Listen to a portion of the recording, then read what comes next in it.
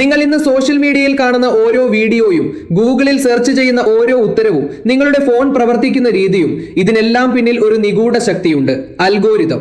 ലോകത്തെ മാറ്റിമറിച്ച ഈ വാക്കിന്റെ ജനനം ഇന്ന് നമ്മൾ കാണുന്ന സിലിക്കൺ വാലിയിലല്ല, മറിച്ച് 1200 വർഷങ്ങൾക്ക് മുൻപ് ബാഗ്ദാദിലെ മണൽക്കാറ്റുകൾക്കിടയിലാണ്.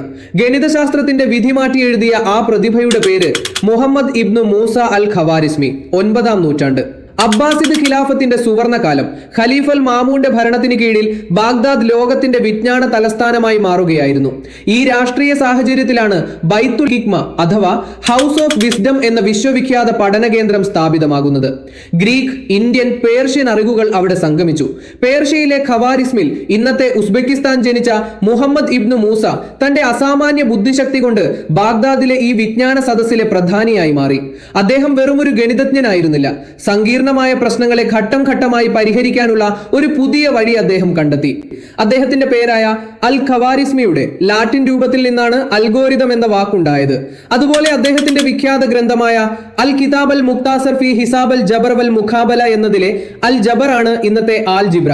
പൂജ്യത്തെയും ഇന്ത്യൻ സംഖ്യാ സമ്പ്രദായത്തെയും ലോകത്തിന് പരിചയപ്പെടുത്തുന്നതിൽ അദ്ദേഹം നിർണായക പങ്കുവഹിച്ചു. കണക്കിനെ അദ്ദേഹം ലളിതമാക്കി ആധുനിക സയൻസിന് അടിത്തറയിട്ടു. നൂറ്റാണ്ടുകൾ കടന്നുപോയി. ഇന്ന് അൽ ഖവാരിസ്മിയുടെ അൽഗോരിതങ്ങൾ വെറും പുസ്തകത്താളുകളിൽ ഒതുങ്ങുന്നില്ല. ആർട്ടിഫിഷ്യൽ ഇന്റലിജൻസ് മുതൽ ബഹിരാകാശ ഗവേഷണം വരെ ഇന്ന് അൽഗോരിതത്തിന്റെ കരുത്തിലാണ് മുന്നോട്ട് പോകുന്നത്.